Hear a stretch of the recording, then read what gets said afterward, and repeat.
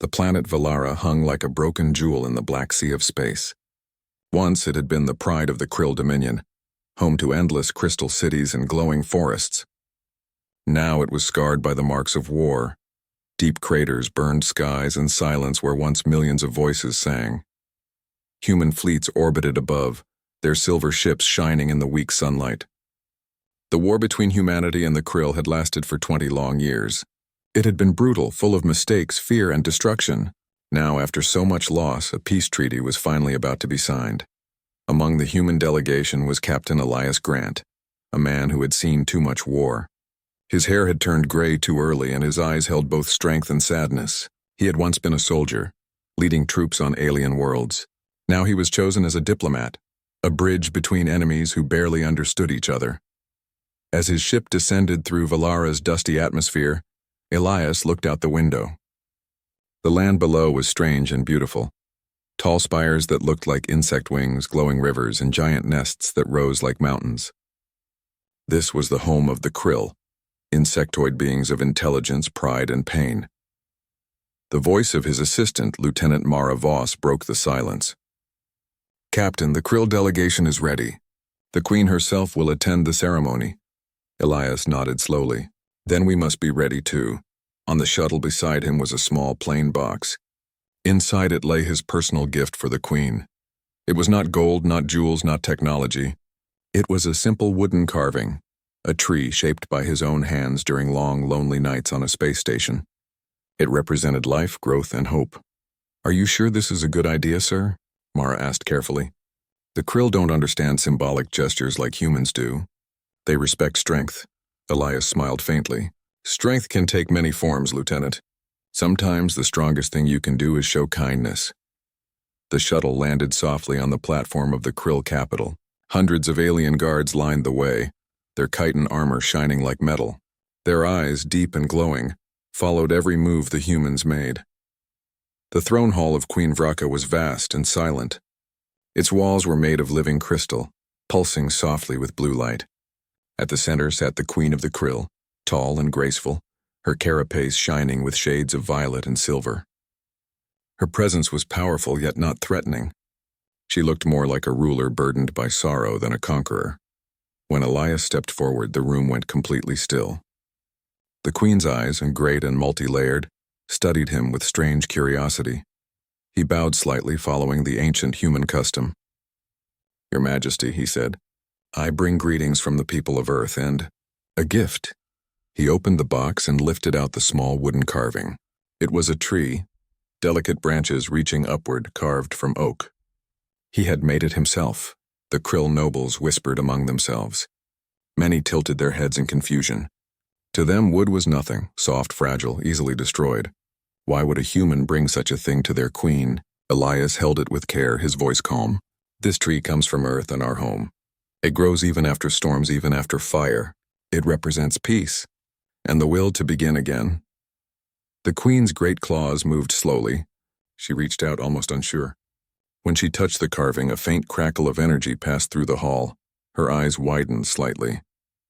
For a long moment, she said nothing. Then, in a soft voice, she whispered words that made the entire hall freeze. "Only one human still understands, and that's you." Elias blinked in confusion. "Your Majesty?" But the Queen said no more. She simply looked down at the carving as if remembering something far away, something painful. The other Krill nobles stirred uncomfortably. The interpreter, a younger Krill named Zilren, looked puzzled. "The Queen says, 'Your gesture is rare among your kind.'" Elias nodded slowly, still trying to understand. "I only wanted to show that not all humans come to take. Some of us come to heal." The Queen's head tilted slightly. Her voice, though translated, carried emotion. "Once, long ago, there was another like you, a human who saw the truth beneath the surface. But that was in the time before the Great Fire." Elias frowned. "The Great Fire?" But before she could answer, the ceremony began. The hall filled with officials from both sides, human admirals, Krill lords, and robotic recorders. The peace treaty was a massive digital scroll, glowing with blue light. Each side was to sign, symbolizing the end of a war that had killed billions. Elias stood beside the Queen as the human ambassador. Director Halden gave a long, cold speech about balance and future cooperation. Elias could sense that many words were empty. Peace, yes, but peace built on exhaustion, not trust. When it was his turn to speak, Elias chose different words. I have seen too much death, he said simply. And I know this. Peace is not made by governments. It is made by people who remember what it means to care. The hall was quiet again. Even the Queen's many eyes seemed to soften. When the signing was complete, the human delegation began to leave. But the Queen stopped Elias with a gesture. Her voice echoed softly in the vast chamber. Stay, she said. There is something I must show you. Elias hesitated, then nodded. As you wish, Your Majesty. The rest of the humans left, uncertain but obedient. Soon only Elias, the Queen, and 2 guards remained. The Queen rose from her throne, towering but graceful, and walked toward a large crystal window that looked out over her ruined city. Look, she said quietly. This was Valara, the heart of the stars. Now it is dust. Do you see what our pride has done? Elias stood beside her, silent. Our children used to sing here, she continued. Now the air remembers only the screams of war. When you brought this... She looked down at the carving in her hand. I remembered the voice of another human, one who spoke of peace and life. He too brought a gift many generations ago. Elias felt his heart tighten. Another human? From Earth? The Queen nodded slowly. He came before the first war began. He helped heal our hatchlings when a plague struck our world. He said that all life deserves a chance. She turned to face Elias, her many eyes reflecting both pain and wonder. You are like him. You remember what your kind has forgotten? Elias felt a strange weight settle over him. There was something powerful in her words, something that hinted at a truth lost in time. Before he could speak again, a sudden tremor shook the hall. A distant explosion echoed through the city. The Queen's guards raised their weapons, their armor clicking. What was that? Elias asked quickly. The Queen's voice was calm but cold. There are still those who do not want peace. Some among my kind, and some among yours. Her eyes narrowed slightly. Captain Grant, I believe your presence here will soon be dangerous. But if you truly wish for peace, then listen well. The war is not over. It only sleeps, and when it wakes it will not show mercy. She handed the carving back to him. Keep this, human. It may remind you of who you are when others forget. Elias took the wooden tree carefully, his heart heavy. Outside, thunder rolled across the burning sky of Valara. The halls of the Krill capital were colder than Elias had expected. He walked behind Queen Vraka, his footsteps soft on the crystal floors that hummed faintly under his weight. The wooden tree carving rested carefully in his hands. He could feel the Queen's eyes on him, following every movement, and there was something in them that felt almost curious, as if she were reading not just his actions, but his very thoughts. You will remain here for a time, Vraka said, her voice quiet, yet carrying authority that made even the guards pause. It is unusual for a human to stay in my court. Most of your kind come with demands or with weapons. Elias bowed slightly. I came to understand, Your Majesty. I wish to see the truth behind the war, not just its treaties. Vraka nodded slowly. Few humans speak this way. Most only know how to conquer, not how to remember. He followed her down long corridors filled with living crystal. The walls glowed faintly with images of the Krill's history. Battles fought in the skies, cities built from sunlight, and alien children playing among spires taller than human eyes could reach. But among these images were also the darker moments, massacres, fire, and smoke rising over once great forests. Elias swallowed. This history, it is both beautiful and terrible, he said. Yes, Vraka replied, and it is why your presence surprises me. Humans rarely carry memory like this. You reminded me of another human, one from long before your fleets arrived, Elias frowned. Another human? She nodded. He lived centuries ago, before the Great Fire, before the first human Krill War. He did not come to fight. He came to help. When a plague struck our hatchlings, he saved them. He saw value in life, not in conquest. His name has been lost to time, erased by those who preferred war. Elias felt a strange pang in his chest. And you remember him? Vraka's head tilted slightly. I never forgot. I saw in you the same understanding. You bring life where others bring death. That is why I said, only one human still understands. They arrived at a quiet chamber overlooking the city. The spires of Valara glinted in the afternoon sun, but the beauty could not hide the scars of war. Craters dotted the land, and many buildings were shattered beyond repair. The rivers glowed dimly under dust-filled skies. Elias set the wooden tree down on a nearby table. "I do not understand fully," he admitted. "Why would the humans and the krill fight for so long if there was a way to understand each other?" Vraka's many eyes focused on him. "Because understanding is not easy. It is easier to fear, to attack, to assume that the other wishes you harm. Your people are not the first to do this, nor are we." Elias looked down at the carving. "I only wanted to show that there is another way, that life is worth protecting and that peace is stronger than fear." Vraka's antennae twitched slightly. "You remind me of him. You understand that life, all life, carries value. That is a dangerous understanding. Both sides forget it too easily." A sudden chime echoed through the hall. A young krill messenger entered, bowing low. "Your Majesty, Captain Grant, there are reports from the outer sectors. Some of the krill nobles are questioning your presence. They say a human cannot be trusted." Vraka's voice was steady, but her eyes narrowed. "Let them question. Truth does not require the approval of those who only seek power." Elias felt a chill. "Are there still threats from within?" Vraka sighed. "Yes, there are always those who wish to continue the war. Even now your people are preparing weapons, thinking that we cannot resist. And some among my council hope to strike first to finish the humans before they finish us."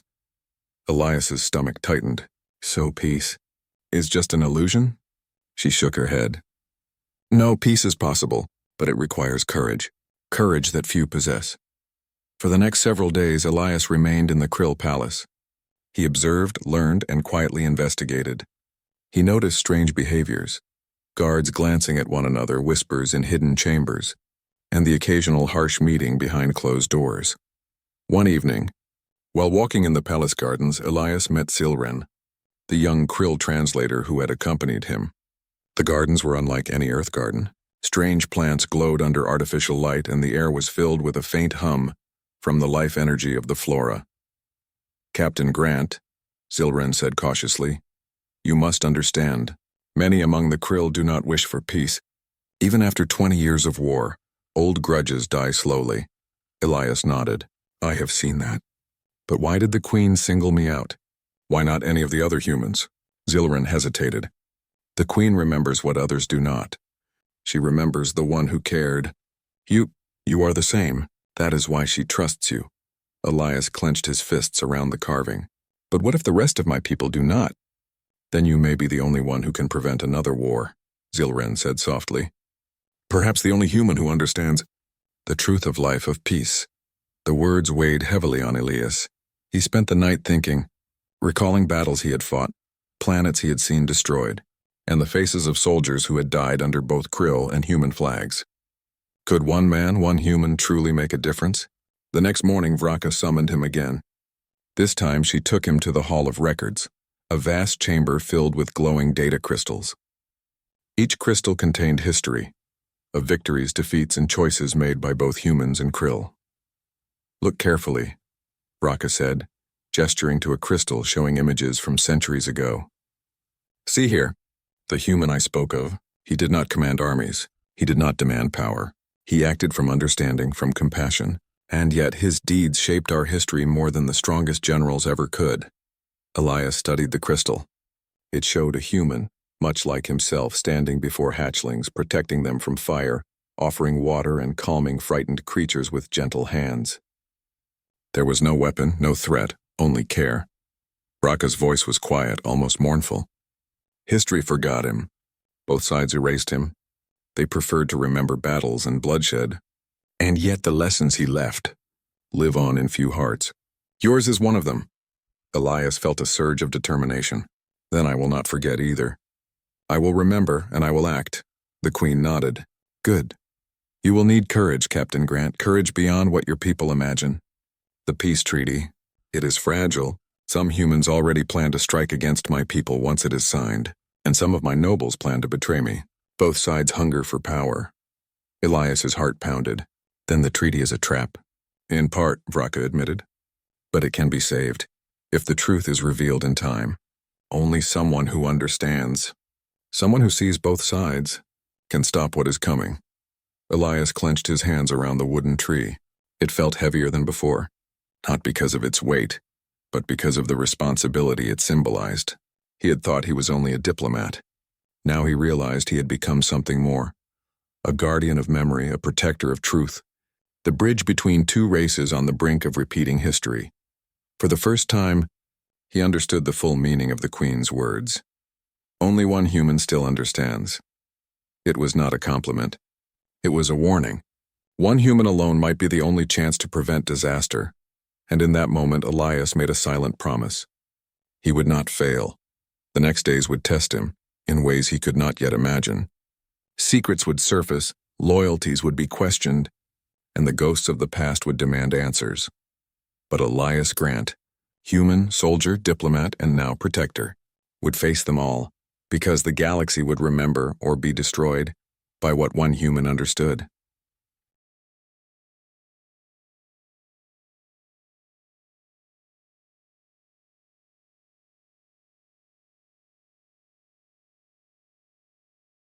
The days following Elias Grant's arrival in the Krill capital were tense. He moved carefully through the glowing corridors of the palace, feeling the weight of unseen eyes upon him. Every word he spoke, every action he took seemed to ripple through the court. He could sense that he was not merely a guest. He was a test, a symbol, and possibly the only hope for preventing disaster. One evening, while the twin sons of Valara dipped behind jagged mountains, Elias entered the Hall of Archives, a circular chamber filled with data crystals that pulsed with light. The air was cool and quiet. No guards patrolled here, yet he felt a strange presence as if the palace itself watched him. Shilren, the young Krill translator, followed him cautiously. "Captain," he whispered, "some of my people hide secrets. Not all wish for peace. Even in the Queen's court, whispers of betrayal exist." Elias nodded. "I am beginning to understand, but I must see the truth for myself." They approached a row of crystals labeled Recent Communications. Elias had learned to read the Krill symbols with Zilren's help, and soon patterns began to emerge. There were transmissions between Krill nobles and outlying fleets, messages that suggested preparations for war, even after the peace treaty. "They intend to strike," Elias said quietly, his voice low. "They will attack human colonies once we are distracted by the signing ceremony." Zilren's antennae twitched. "Yes, many in the council feel the humans cannot be trusted. They see your presence as weakness. The nobles fear that mercy will cost them power." Elias took a deep breath. The weight of responsibility pressed on him.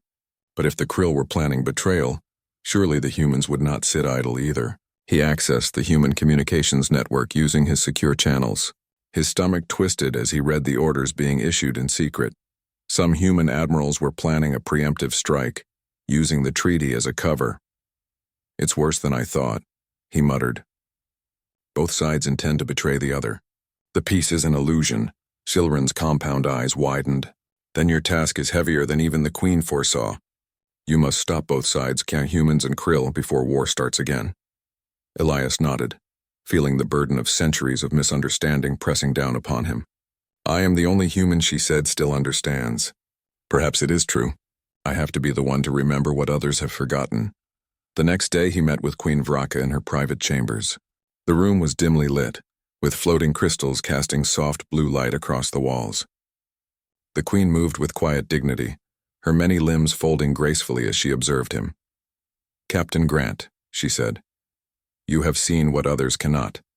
Both sides are preparing to strike, and yet there is still hope." "How?" Elias asked. "The humans will attack if they see weakness. The Krill will attack if they see opportunity. How can we stop it?" Vraka tilted her head. "You must reveal the truth. Show both sides what they have forgotten. Humans and Krill alike have lost the memory of why we fought, and what we could have been if we had listened instead of killing." Elias held the wooden tree carving tightly. It felt heavier than ever, as if it carried the weight of every life lost in the wars. "But the leaders will not listen," he said quietly. "They only see strategy, advantage, power. They will not hear reason." The Queen's eyes softened. "Then you must speak to all of them at once. Reach beyond generals and nobles. Speak to the people. History is made not by orders but by understanding. You must remind them of what life truly is worth." Elias's mind raced. How could he reach millions across space? But then he remembered the ancient human idea of communication beyond borders. a broadcast that could touch every colony, every fleet, every station. If he could send a message, one that revealed the truth, perhaps both sides could pause. Perhaps war could be stopped. Shilrin hesitated. Captain, that is dangerous. Both sides will see you as a traitor.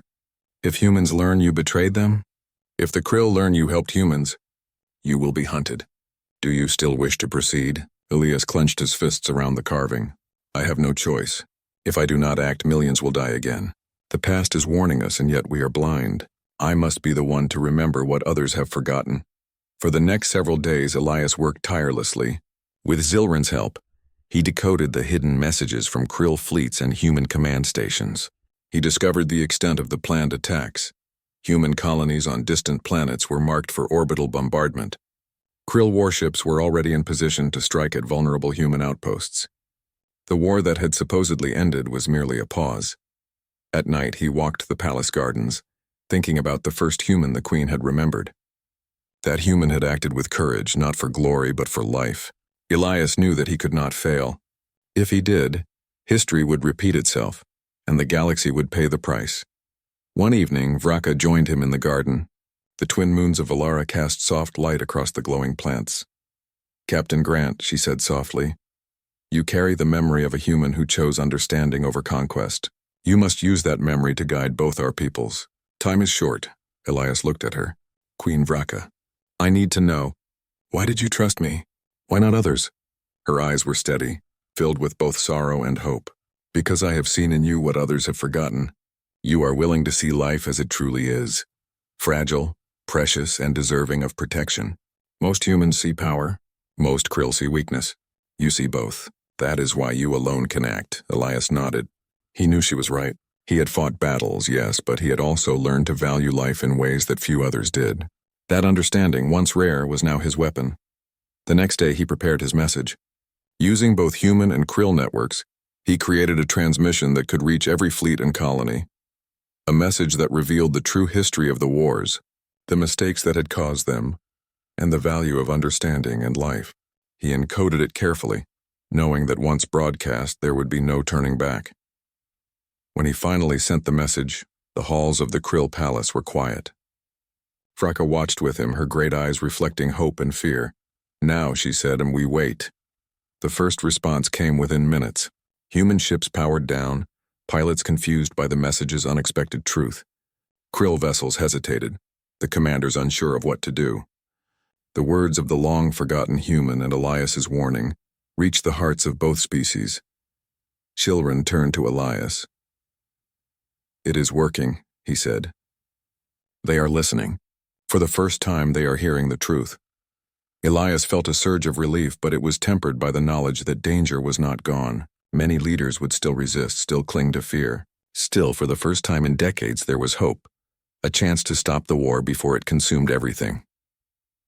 Queen Vraka touched the wooden tree gently, as if blessing it. You have done well, Captain. Perhaps more humans still remember than I believed. But now, we must be ready for those who will not listen. Elias nodded. He felt the weight of responsibility, but also the spark of purpose. He was no longer just a diplomat.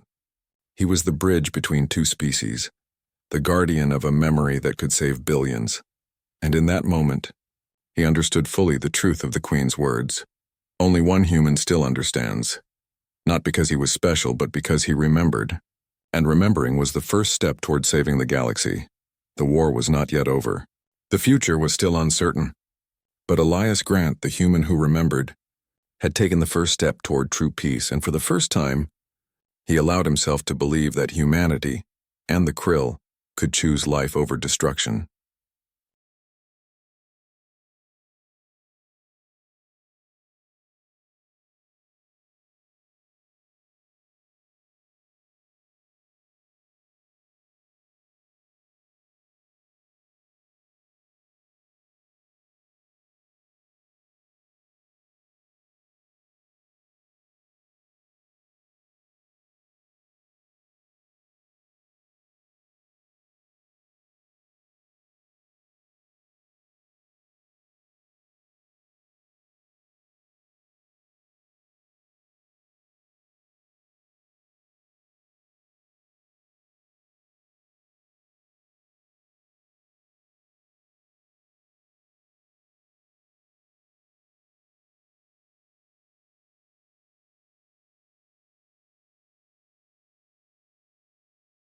The Krill capital was tense. Even as Elias Grant and Queen Vraka worked to broadcast the truth to fleets across the galaxy, whispers of dissent grew louder. From hidden chambers to the outer fleets, there were those who still believed that betrayal, preemptive strikes, and war were the only answers. Elias walked the palace corridors, the wooden tree carving tucked safely under his arm. Every step he took reminded him of the weight he now carried, not just for himself but for millions of lives, human and Krill alike. He had sent the broadcast, shared the truth, and yet he knew that many would resist. Many would still choose fear over understanding. Vraka met him in the garden, her presence calm yet firm. The twin moons of Valara bathed the glowing plants in silver light, but the peace of the garden could not erase the tension that filled the planet. "They hesitate," she said softly. "Some will listen, some will not. And those who do not may try to destroy everything." Elias clenched his hands around the tree carving. "We cannot let that happen. The message must reach every leader, every soldier, every colony. If even one fleet fires, it could spark another war." Vraka nodded. "Then we act quickly, together." Their plan was daring. Using a combination of Krill communication relays and human encryption channels, Elias and Vraka prepared a direct transmission. It would override military orders, bypass security systems, and reach every pilot and commander. It would not be a demand. It would be a reminder of life, of understanding, and of the lessons lost to history. As Elias worked on the message, Zilren approached cautiously. "Captain, there are those among the Krill Council preparing an ambush. They know you are trying to stop war. They see you as a traitor, and your human commanders may do the same." Elias's stomach tightened. "Then we must be ready for anyone, anywhere. If peace is to survive, we cannot wait for approval.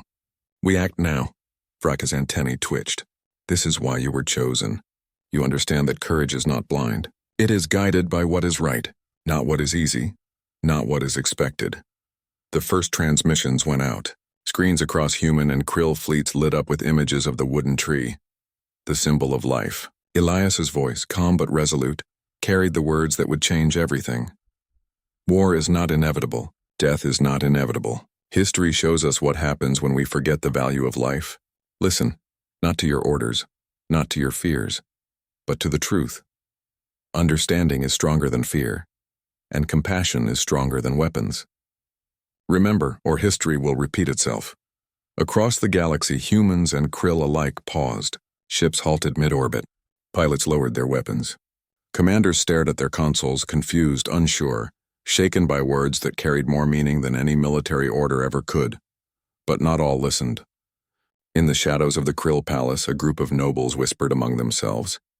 They had already mobilized hidden warships, ready to strike the human colonies.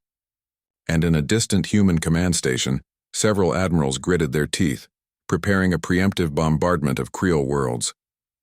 Elias felt the tension in his chest. "It's not enough," he said quietly. "Some will still choose war."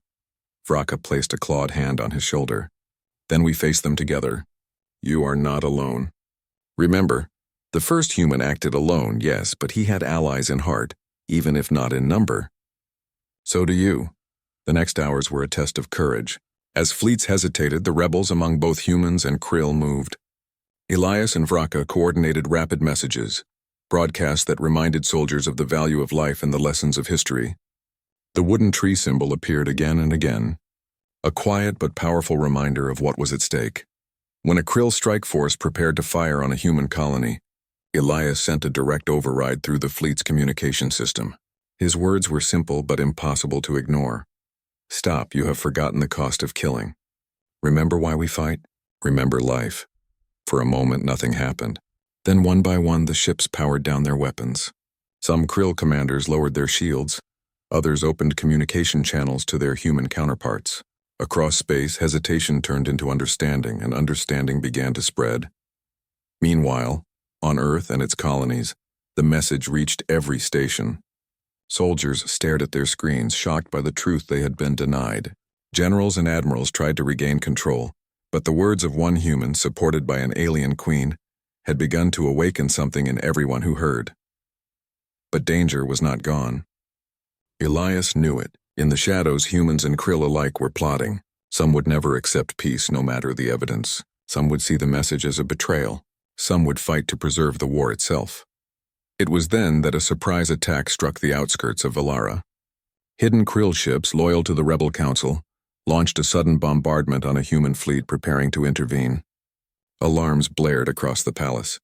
Guards ran in every direction. Elias felt the tremor of ships exploding in orbit. Vraka's eyes narrowed. "They do not wish to listen," she said grimly. "But that does not mean we cannot succeed." Elias moved quickly, coordinating with Silren and other loyal Krill officers. They activated shield arrays to protect the human fleet and broadcasted live footage of the attacks, showing the cost of violence in real time. The images were shocking. Ships destroyed, lives lost, and the fragile hope of peace hanging by a thread. "This is why we fight for understanding," Elias shouted over the communication lines. "Look at what happens when you choose fear over reason. Stop now before more die." One by one, the attackers paused. Confusion spread through the fleets. Krill and human soldiers realized they were being manipulated by the few who still clung to war. They began questioning orders, hesitating, and finally lowering their weapons. In the palace garden, Vraka looked at Elias with a mixture of pride and relief. "You are doing what no one else could. You are speaking the truth, and it is reaching them." Elias nodded, though exhaustion weighed on him. "It is only beginning. Many still resist. Some may never listen. But at least, we are giving them a choice." The Queen's antennae twitched. "That is all anyone can do. Choice, understanding, memory. These are the tools that will shape the future, not power or fear." As the night fell over Valara, the twin moons cast soft light across the city. The human diplomat and the alien queen stood together, united in purpose. Around them, the first signs of change were visible. Fleets powering down, soldiers lowering weapons, and messages of hope spreading across systems once ready for war. But Elias knew the fight was not yet over. Many leaders would resist, many would cling to fear, and some would try to undo everything they had achieved. Still, for the first time in decades, he allowed himself to hope. Hope that humanity and the Krill could remember the lessons of the past. Hope that one human with understanding and courage could change the course of history. And he knew this was only the beginning, because the real battle was not with weapons, nor fleets, nor armies. The real battle was in the minds and hearts of every being who would choose to remember. And Elias Grant, human, diplomat, and guardian of memory, would not stop until that choice was made. The galaxy held its breath. After days of tension, miscommunication, and near attacks, the fleets of humans and Krill remained poised on the edge of war. Yet now, thanks to Elias Grant and Queen Vraka, a glimmer of hope stretched across the stars. Elias stood in the observation chamber of the Krill Palace, holding the wooden tree carving in his hands. Its simplicity belied the power it now represented, a symbol of life, of understanding, and of the courage to choose peace over destruction. He looked out across Valara's glowing spires and the fleets hovering in orbit. Every ship, human or Krill, was a potential spark for war, or a witness to change. Vraka joined him, silent at first. Her presence was steady, regal, and reassuring. She had been through centuries of war, betrayal, and sorrow. Yet now she stood beside a human who had reminded her of the power of memory and compassion. "They listen," Elias said quietly, almost to himself. "Many of them. Not all, but enough." Vraka nodded. "Yes, understanding spreads slowly, but it spreads. Now we must guide it, not force it." Elias turned to her. "There are still leaders who will resist. Krill nobles, human admirals. Some will fight regardless. What do we do about them?" She tilted her head, considering. "We do not fight. We show them. We remind them of life, of the consequences of war. Actions speak louder than orders." For the next several hours, Elias and Vraka coordinated a demonstration unlike any other. They used holographic broadcasts to show the destruction that would occur if the war continued. Planets torn apart, cities reduced to rubble, innocent lives lost.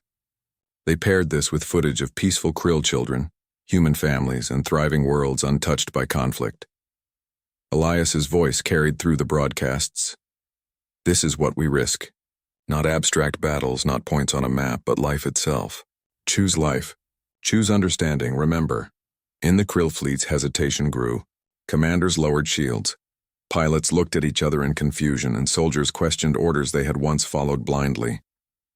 Across human colonies, families watched the broadcasts, sending messages to soldiers and leaders alike.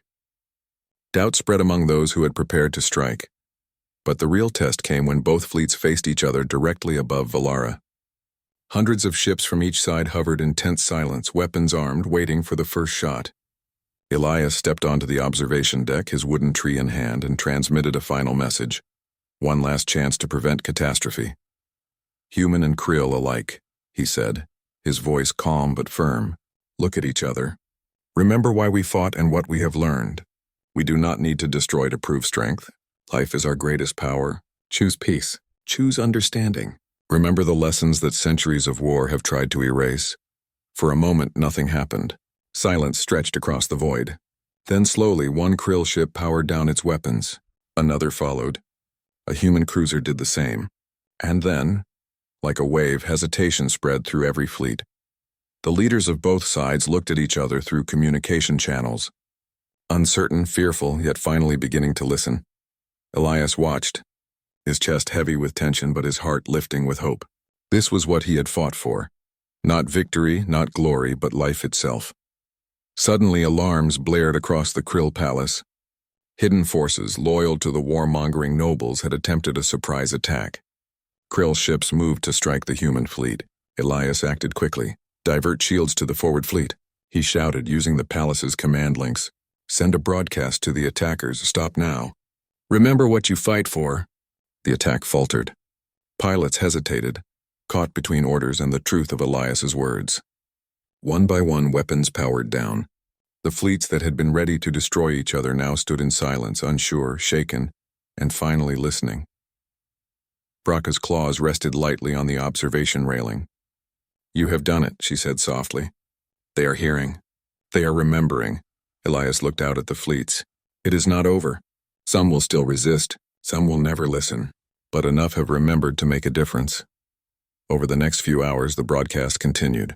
Across the galaxy, humans and Krill shared messages, images, and stories of understanding and cooperation.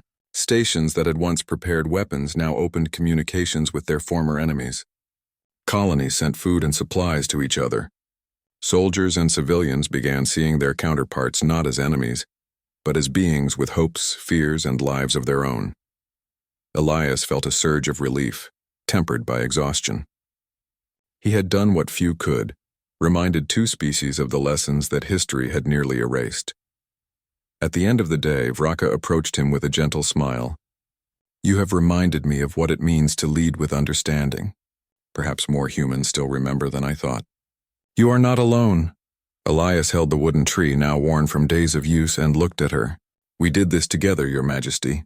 Humans and Krill alike. I only reminded them. The choice is theirs, she nodded. And they have chosen wisely. For now, the next days brought a new era of cooperation. Fleets once poised for war now coordinated rescue missions and trade routes. Colonies opened communication with one another, and the exchange of ideas, technology, and culture began to flourish. Old rivalries faded as people of both species remembered the value of life and understanding. Elias traveled across Valara with Vraka, meeting Krill children who had survived the wars, and human scientists who shared their discoveries. Everywhere he went, he saw signs of hope. Laughter where once there had been fear, life where once there had been only death. One evening, as he walked through the palace gardens, Elias looked at the wooden tree carving and thought of the human the Queen had remembered, the one who had acted with compassion centuries ago. In a way, he realized that human had never truly left. Their memory had lived on, in Queen Vraka, in the plants of Valara, and now in him. You have changed everything, Vraka said quietly, standing beside him. Not with weapons, not with fleets, not with fear, but with understanding. That is something no one can take from you, Captain Grant. Elias smiled faintly. Perhaps it is the simplest gestures that are the strongest. A small tree, a message, a reminder. They can save worlds. Vraka nodded, her many eyes reflecting the twin moons. And perhaps they already have. Months later, historians would call this period the day humanity remembered. Generations would speak of a human who stood between war and peace, who reminded two species of life's true value. The wooden tree carving would be preserved as a symbol of courage, compassion, and the power of understanding. Elias Grant returned to Earth eventually, but he carried Valara in his heart. Not just the planet, not just the Queen, but the knowledge that one human, willing to see, willing to remember, willing to act, could change the course of history. In the years that followed, humans and Krill worked together to rebuild Valara, to restore its forests, and to honor those who had been lost. The galaxy remembered that war could be stopped, and that peace was a choice, not a gift. Elias often thought back to the Queen's words the first day he gave her the wooden tree. Only one human still understands. And that's you. Now he understood fully. Understanding was not about strength, power, or strategy. It was about memory, compassion, and courage. It was about being human. And in that truth, the galaxy had been saved. As he stood once more in the palace gardens watching the twin moons rise over Valara, Elias smiled. The tree carving rested safely in his hand, a reminder that small acts of understanding could grow into forces capable of changing worlds. And across the galaxy, both humans and Krill looked toward the stars, not as enemies but as neighbors, as allies, as beings who had learned that the greatest strength lay not in weapons, but in remembering to be human. The war was over.